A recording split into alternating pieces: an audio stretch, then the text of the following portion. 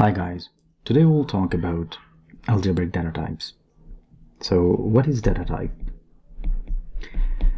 When we define some value, let's suppose some flag, and we set its value to be true. So this is a value or named flag, and it's type of boolean.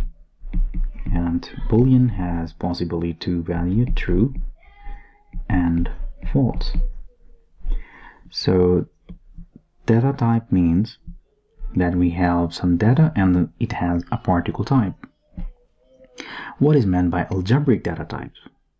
So this algebraic data type is abbreviated as ADTs, and this A is sometimes we can find as an abstract, and sometimes we will find this term as an algebraic. From abstract, this is about object-oriented term, which is used for abstraction. Let's suppose when we talk about sequence, it's an abstract type of all collections. It has no connection with algebraic data types. So what is meant by algebraic? So when we say some data type is algebraic, it means that this data type is going to obey some well-defined mathematical properties, some math properties. So we call them that these are algebraic data types. What we get the benefit from ADTs, algebraic data types, we get the confidence. If they are following some well-defined mathematical properties, it raises the confidence that this is bug-free. Now, let's understand what is algebra actually in math. So, algebra is meant to be by three aspects. It is about talking about three aspects. The one is, it is a set of objects, elements, inhabitant. So we can say that when we say int. So for int 1, 2, 3 and so on, they are inhabitant. This is inhabitant of the set int. They all belongs to actually int. Second, algebra says about set of operations. So set of operations. It means that there are certain operations when those operations were being applied on those set of objects, they will result, let's suppose 2 plus 3 will result 5. We apply that operation plus on two operands 2 and 3, which belongs to int, and they generate another element which again belong to int, the same set. And the third one, algebra says about set of laws. Set of laws. Those laws which define a relationship, the laws with relationship between those operations and those set of objects, those inhabitants. So there are certain laws which we define and they satisfy. So let's suppose we talk about like identity. Identity mean multiplicative identity and addition identity. So from multiplicative identity means 1, and from addition identity is 0, means when we say 2 multiply by 3 multiply 1, so it is same as 6. So this result will same. So it's an identity. And for addition, it means that 2 plus 0, it is again 2. And there are certain other rules, like there are commutative, there is associativity. So these are certain set of rules which define the relationship between operations and objects. Now let's talk about what as a multiplicative identity and additive identity we have in Scala. So in Scala we can get a type 1, which should be unit, and unit has a very special value. So for a unit we have special value which is like a parenthesis, like an empty set. So if we talk about a tuple, which is let me go down. So if we talk about some tuple, so tuple has, let's suppose, int and string. So this tuple contains these two elements. But when we talk about some empty set like unit, so its specific value shows an empty set, which is only and only 1. So it's a special symbol for that. And for when we talk about type 0, let's suppose, so it is nothing. Now this is very interesting, that when some type is nothing, so there is no inhabitant. There is no inhabitant for nothing, because if we say x belongs to nothing, so it means there is something. So when we are saying nothing, so it means there is nothing. So there can't be any inhabitant for that type.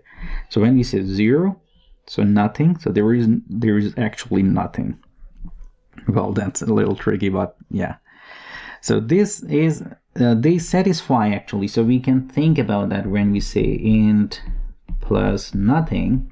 So we are going to get something which would be int again. So they satisfy all those laws, and we are not going to discuss how we are going to satisfy. Now let's come to again the same definition we were talking about. What are ADTs then? To better understand, or simply we can say ADTs, algebraic data types, is going to tell us the number of possible instances of the type. So it tells number of possible instances of the type. So what is meant by that? So we will understand that. It's very simple, but we will come to know that what is meant by this definition. Alright, so let's go with what are the ADTs in Scala we have. So in Scala we have two types of ADTs. The one is sum and the other is product. And we will better understand with an example, and after that we will come to the definition and we will understand that. Let's suppose we are talking about that's what we want to make some fruit salad. There is some fruit salad we want to make, and for that fruit salad we want to use two ingredients. We want to use apple,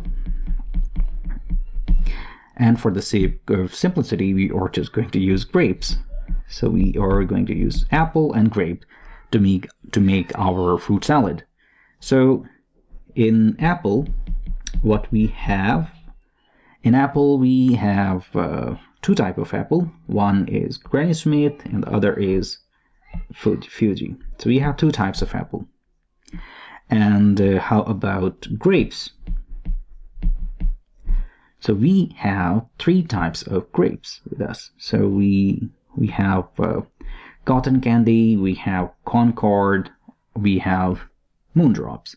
So it means we are going to make a fruit salad which should be whose ingredients should be apple and grapes, and for our type apple we can use either Granny Smith or we can use Fuji. So you have to note the word that what we are using.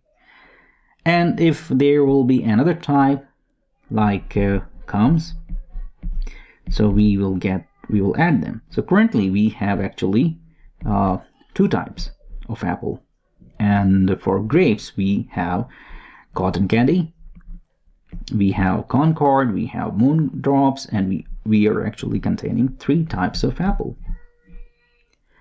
Now, by using these 2 types of apple and 3 types of grapes, how many types of fruit salad we can make? So we can use 6 types of fruit salad we can make by using those combination. Because we have apple, we have to make this fruit salad using apple and with grapes. And we can see that these are the combination we can use to make our number of fruit salad. So here, if we talk about number of instances of salad, so number of fruit salad we can make is number of possible instances of apple cross number of possible instances of grapes. And we know we have 2 types of apple and we have 3 types of grapes, and we get 6 types of different fruit salad. So these apple types they are of some type, and grapes also, they are some type, because we can use either cotton candy, or we can use Concord, or we can use moondrop. So they looks like disjunctive, so we are using or type here. And in Scala we have either, we have option. These are some types. There will be other also, but we talk about now about what about fruit salads. The fruit salad is, if we see, we were getting the number of possible instances of fruit salad by making the product of their type. So this is a product type. It looks like a product type. So when we were saying something, number of possible instances of the particle type, so if that number of possible instances we can get by summing them up, so it is some type, and if we get them by product, so it is a product type. Now it's a very simple concept of algebraic data types. Now, and what about advantages? Okay, what's the advantages of using ADTs? So when we talk about advantages, okay, so we were saying the first very big advantage of using ADT, they structure our domain model. So we use them for structuring our domain model. And domain model is a key part of our application. So we just like here, you see that we were just using the term that we were making a fruit salad, which should have apple and grapes, and we make some type of apple that, okay, either it will be a Granny Smith or it will be Fuji, and similarly grapes, and then we compose them together to make our domain model. So that domain model created by ADTs becomes a single platform where domain expert and developers can talk about, and that make a complete sense for both of them. That's a big benefit of using ADTs in structuring your domain model. Second, they are only data container. They are data container. They shouldn't use keep functionality with them. They're data container only. And the big benefit, they are immutable, and they are another one which is very important, it is composable. So they are composable. What is meant by composable? It means, just like in the previous example, we make an ADT of some type, so we get and we use it as an input and to some particle function 1, and it generates an output of some ADT, and that ADT could be used again as an input to some operation, like some operation, and that operation can generate another ADT as an output. So it gives a whole concept of piping. So we get a pipeline with that. So pipeline, what is meant by, so here you can see that when we just like we say 2 plus 3 plus 4 and then multiply by 2, so these are composition. We use this ADT, we generate the result, and it generates something 5 plus 4, and then again we apply that operation. Whatever it gets, we can apply further that operation, so it will result 18. So this is how the composability work with ADTs also. That's for the sake of simplicity. I can explain with an example. Let's suppose we have a person. We have case class person, and that person has different attributes, as well as it has, let's suppose, phone, which is strongly typed, let's suppose phone, and it has an email of type email. There should be some validation for them, so we use maybe some smart constructor to compose them. So if we use that concept here, let me go. So we have, let's suppose, two functions which give us some ADTs in return. So suppose ADT will be considered like a block, like a legal block. That's why what error we were talking about here, it is something like that. We have a block and we plus it with another one, and we make another shape, let's suppose of this shape, and then we compose it. Let me clean it up. So we compose it with another block of that shape, and we compose something like this.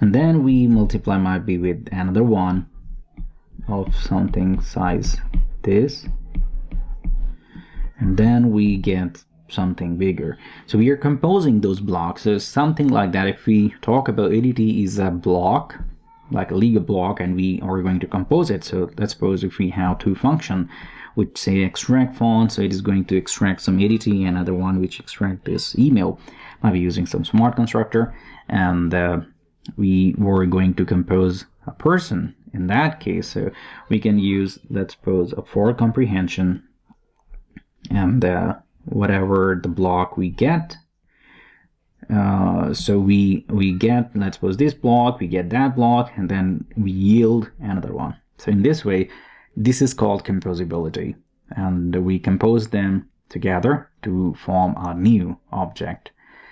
So I think that's it. So we can go to the code and we better understand how we can do that. Hi guys, so now to review again at what we have. So we were talking about making some fruit salad, which should be composed of apple and grapes and number of possible instances of type. We have Granny Smith and Fuji, and number of possible instances of type. Grapes we have is cotton candy and Concord and Moondrops. So let's go away with this. Okay, so how we will going to make that? So we are saying that we want to make a fruit salad. So we say case class, we are going to make fruit salad, and that should be composed of apple, and we can use grapes. So when we are going to use that, what is meant by apple and grapes? So these are fruit. So we can say sealed trait, we want to use fruit. And how about fruit? What type of fruit we have? So we are going to use sealed trait. We are going to talk about apple, which extends fruit. And in fruit we have in apple, we have two types. We are going to talk that we have final case object. The one is Granny Smith, which extends apple. So this is actually a sum type. So sum type is apple is a sum type.